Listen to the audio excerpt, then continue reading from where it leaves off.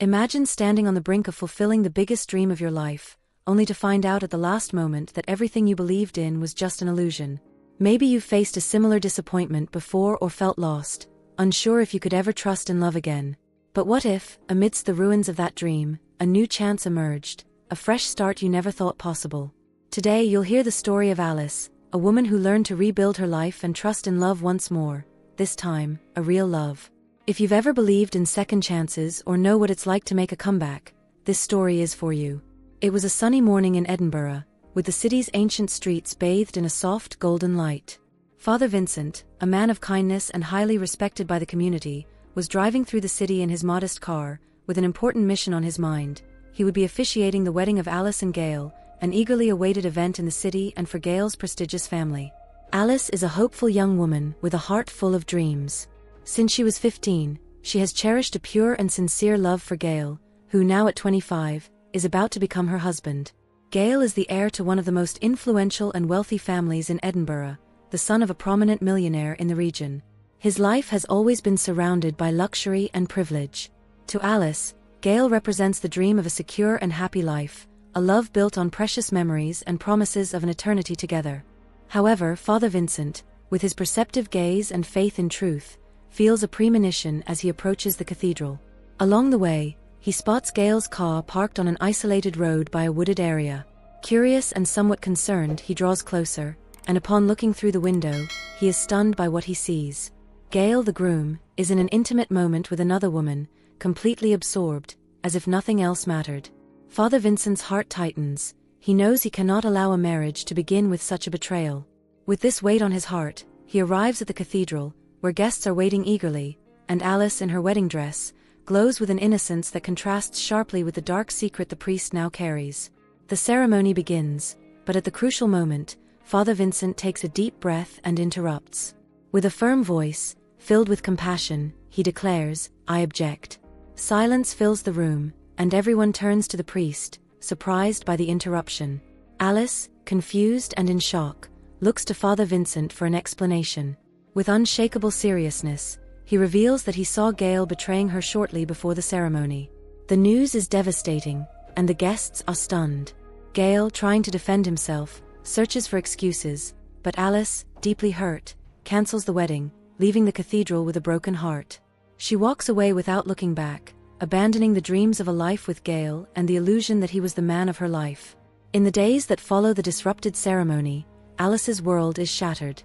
The small traditional city is abuzz, and everywhere she goes, every cafe, every street corner, people talk about nothing but the cancelled wedding. The scandal grows beyond what she ever imagined, and news of Gail's betrayal spreads, bringing deep embarrassment upon his prestigious family. Alice tries to hide from the unwanted attention, but there is no escape from the gossip. Her phone rings constantly, friends, family, even distant acquaintances call, trying to understand what really happened. The weight of people's looks, filled with pity or curiosity, becomes overwhelming.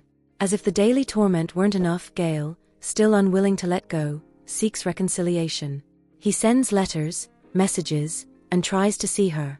To him, it was all a mistake, a thoughtless slip. Gail begs for a second chance, to build the life they had planned. But Alice finds herself even more lost, unsure of whom to trust. The memories of every moment they shared and the promises he made still echo in her mind. Gail was her first love, and she thought he would be the only one. Now, however, she feels only a heavy sadness and a despair that seems endless. Days go by, and Alice realizes that each second in that city breaks her heart a little more. She can't imagine rebuilding her life in a place where all that remains are pieces of a shattered dream. Amidst the confusion, a decision emerges: she needs to leave. Far away, to a place where no one knows who she is or what happened. Without warning anyone, Alice packs her bags and buys a one-way ticket to Barcelona.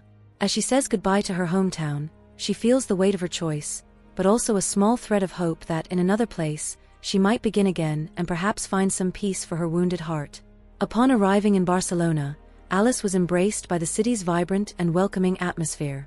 The lively streets, cozy cafes, the stunning architecture, all seemed to invite her to forget, even if just a little, the pain she had left behind. It was there, among strangers, that she felt she could rediscover herself, free from the weight of expectations and judgments. In Barcelona, time began to move at a different rhythm for Alice. The pain was still there, but the city seemed to hold a charm that gradually filled her heart. The mornings invited her to explore. She wandered aimlessly through narrow streets, discovering the life that pulsed around every corner. Barcelona embraced her with its vibrant energy and colors, and Alice allowed the city to slowly bring her a sense of peace. One afternoon, while visiting the Mercat de Sant Josep, the city's famous market, something unexpected happened. Alice was at a craft stall, admiring a beautifully decorated seashell that had caught her eye. As she held it in her hands, marveling at the delicate carvings, she noticed someone beside her, also interested in the same piece. Looking up, she found herself meeting the intense gaze of a smiling man with a playful expression. He was tall, with slightly tousled hair and a presence that seemed to fill the space. "It seems we have similar taste," he said with a light-hearted tone. Alice gave a small smile, unsure if she should hand over the shell or keep it. It was a curious situation, and she couldn't help but laugh, which broke the tension between them. "Well, I think I saw it first," she replied, playing along. "Then, how about we make a deal?" His smile grew wider. "I take the shell today, and in exchange, I'll buy you a coffee." The invitation caught her off guard, but something about this man made her feel at ease. She couldn't quite explain it, but she sensed a strange confidence, a lightness that seemed to radiate from him. And so, she accepted. They went to a small cafe nearby, took a table facing the street, and time simply passed. His name was Louis, and he was Italian. They talked about life, the quirks of Barcelona, and their impressions of the city, and soon, Alice found herself sharing more about her own life than she expected. Louis, too, didn't hesitate to open up about his own story, a man who, like her, had known the bitter side of love. As the days passed, they met more and more often. Alice joined him on walks through the city's most enchanting areas, where each little street seemed to hide a secret, and he guided her to explore local treasures she would never have found on her own. Louis knew the best cafes, the oldest bookstores, and even a few secluded beaches where one could hear nothing but the sound of the waves and the wind. Louis also introduced Alice to his two sons, Luca and Marco, two lively and curious boys who quickly grew fond of her. One afternoon, during a picnic, the boys surrounded her with laughter and playful antics, and for the first time in a long while, Alice felt completely happy. There was something about the simplicity of that moment, about the family that seemed to form naturally around her, that filled spaces in her heart she hadn't even realized were empty. Yet Alice remained cautious. Her heart, still scarred and wounded, hesitated to trust again, and Louis respected that. He never pushed, never pressured. Instead, he became her friend, her safe harbor, offering the support and calm she needed to heal. With each passing day, the connection between them grew stronger, like a delicate bond built slowly with respect and kindness. Louis understood the pain of disillusionment, and because of this, he knew how to guide her out of it, without haste, simply by being by her side. Then one night, under a clear sky with stars shining above the city, they sat on a lookout point with a sweeping view of Barcelona. The wind played with Alice's hair, and she, without realizing it, felt something inside her had changed. She looked at Louis, and he looked back with a tenderness she had never known. That silent, profound moment made Alice realize that maybe, just maybe, she could trust in a new beginning. As the months went by, the connection between Alice and Louis became undeniable. The bond they had built was solid, like an anchor amid the storm of their pasts. Their days were filled with quiet walks, impromptu dinners, and playful moments with Louis's sons, Luca and Marco, who seemed happier every day. It was as if, alongside Alice, life had taken on a new color. But not everyone saw this union with approving eyes. Marta, the nanny who had cared for Luca and Marco since birth, couldn't hide the resentment she felt watching Alice slowly enter Louis's life. Marta had known Louis for years, cared for his children with dedication, and deep down, harbored feelings for him. Caught up in this new phase of her life, Alice hadn't noticed the discomfort her presence caused the nanny, but Louis, ever observant, noticed Marta's increasingly cold stares and shorter responses. One day, while Alice was distracted reading a story to the boys, Marta approached with a calculated air, waiting for an opportunity to put her plan into action to drive Alice away for good. She drew closer with a sorrowful expression and invited Alice for a talk in the garden. "Alice, I need to speak with you," Marta said, her tone serious. "I think it's only fair you know something that may have been kept from you." Alice, surprised, set the book aside and followed Marta to a more private corner of the garden. Marta sighed, as if she had a heavy burden to share, and then continued. "Louis and I have a history. A special relationship. It's not something he talks about openly, but the truth is, we've shared intense moments, she said, leaving her words hanging, carefully planting seeds of doubt. I've always been here, by his side and the boys. He trusts me like no one else. Alice stood frozen, processing the words. Marta's tone was suggestive, carrying an unspoken authority, as if revealing something inevitable. Marta went on. I thought you should know, before things get more complicated. Lewis and I have a deep connection, and we're only keeping things discreet for the boys' sake. Deep down, he knows that I'll always be there for him, no matter what happens. Marta's words were like sharp knives driven into Alice's heart. She tried to keep her composure, but she couldn't hide the hurt and shock.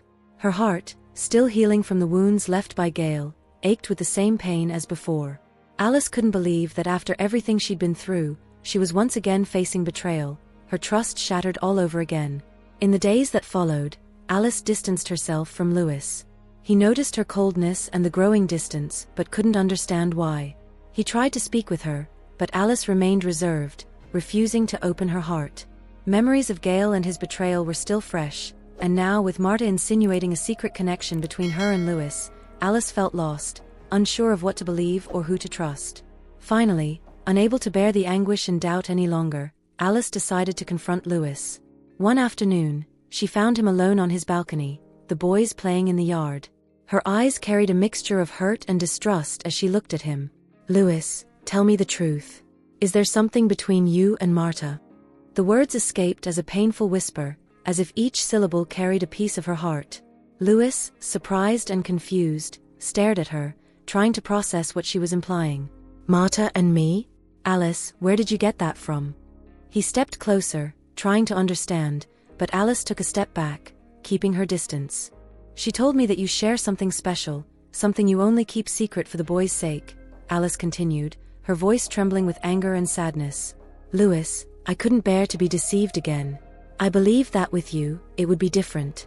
Lewis took a deep breath, trying to stay calm, but the pain in Alice's eyes hit him like a blow. He knew how much her heart had suffered and understood how this insinuation, this doubt, could destroy her. Alice, look at me, he said, his voice firm but filled with tenderness. Marta has never been more than a friend and a caretaker for my children. There was never anything between us, and if she suggested otherwise, it was only to hurt you. Alice remained silent, battling the wave of emotions washing over her. She wanted to believe Lewis, but Marta's words still echoed in her mind, casting a shadow over what they were building together. I trust you, Alice, Lewis continued. And I understand that it's hard after what you've been through, but I want you to know that you're the only person I think about. I don't want a life with anyone else but you. Finally, after a long silence, Alice took a deep breath and looked into Lewis's eyes, allowing herself to believe in the sincerity she saw there. They embraced, and in the warmth of that hug, Alice felt her doubts and pain begin to fade. After this incident, Lewis decided that Marta could no longer be a part of his and the children's lives, realizing that her presence posed an obstacle to his future with Alice. Over time, the wounds healed, and their trust grew stronger. Together, Alice and Lewis moved forward, building a solid true love that banished the shadows of the past. A few months later, Alice and Lewis were stronger than ever. Their relationship had solidified, built on patience, respect, and trust. Alice, once burdened by a heart marked by pain and fear of betrayal, now radiated a new energy. She was not only in love but, for the first time, believed she had found a genuine love that strengthened her and made her want something even greater with Lewis by her side. One calm evening, as they walked along the beach, Alice felt an urge she couldn't ignore. The city lights reflected off the waves, and the breeze caressed their faces. She stopped, took Lewis's hand, and with a determined smile, looked at him with a sparkle in her eyes. Lewis, I know this might seem a bit unconventional, but, she took a deep breath, laughing at her own courage, I want you to marry me. Lewis looked at her, his eyes wide with surprise, an expression that mixed astonishment and joy. He smiled, a little flustered, and couldn't help but laugh, charmed by her boldness. Wait, he said, laughing. Are you proposing to me, Alice? I am, she replied without hesitation, a playful smile on her face. But there's more. I want to marry you in my hometown. In the same church where I once cried, I want to now celebrate a true love.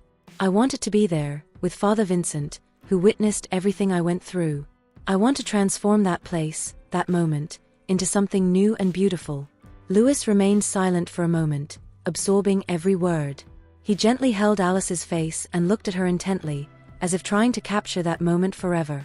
"Alice, you truly are astonishing," he whispered, his eyes full of tenderness. "I never imagined that, after everything, I would be so lucky to find someone like you. Of course, I accept. And nothing would make me happier than going to your hometown to seal our love exactly the way you want." Alice's return to her hometown was different from what she had once imagined. This time, she was hand in hand with someone who made her feel safe, and all the looks and memories that once seemed oppressive now felt like mere details. She was with Lewis, and that was enough. On the wedding day, the cathedral was bathed in the gentle morning light, and Father Vincent, who had witnessed her journey from the beginning, waited with an emotional smile. There before him, Alice and Lewis were ready to give new meaning to the altar where, one day, she had watched her hopes shatter. As Alice walked down the aisle, all the ghosts of her past seemed to vanish, replaced by the certainty that, by Lewis's side, she had finally found the love she had been searching for. Father Vincent began the ceremony, and as he spoke, the light in Alice's eyes reflected a new chapter, one in which she was whole and complete. Lewis held her hand and, looking deeply into her eyes, made his vow of eternal love. Then, with a smile and genuine joy, he said, "Alice, you have transformed my life. You made me believe in something I thought I had lost. I promise here and now that I will always be by your side, that every day with you will be a choice, a joy, and an honor." When Father Vincent finally said the awaited words, "You may now kiss the bride," the couple moved closer, and Lewis kissed her with the passion of someone who had finally found his home. When Gale heard that Alice had returned to town to get married, he couldn't believe it. On the day of the wedding, he went to the church, hidden among the guests, hoping to witness an old wound reopened. But instead, he saw something completely different. Alice walked down the aisle beside Lewis with a happiness and peace he had never seen before. On her face was a light Gale knew he could never have awakened. Watching them exchange vows of love, Gale understood a hard truth. True love isn't built on empty promises or selfishness, but on respect, trust, and selflessness. With one last look full of regret and newfound understanding, Gale left the church. He finally accepted that Alice was happy and that her decision to move forward was, in truth, the real love he had never known how to give. At peace with this reality, Gale went on his way, while Alice and Lewis, united, began a new life filled with love and sincerity. And so, in the very place where Alice once experienced pain, she now celebrated love in its purest and truest form. The cathedral, a silent witness, became the stage for a new story, one of rebirth and genuine love. Alice and Lewis, surrounded by those who truly wished them happiness, walked out of the church as husband and wife, ready to build a life together. In that moment, Alice looked back and, with a smile, felt that all the pieces of her heart had finally come together. She had found the love she always deserved and knew that with Lewis, each day would be a new beginning. Did you enjoy this journey of love and new beginnings? If this story of resilience and discovering true love moved you, don't forget to leave a like and subscribe to the channel. That way, you won't miss any of the touching stories coming your way. Thank you for watching, and see you next time.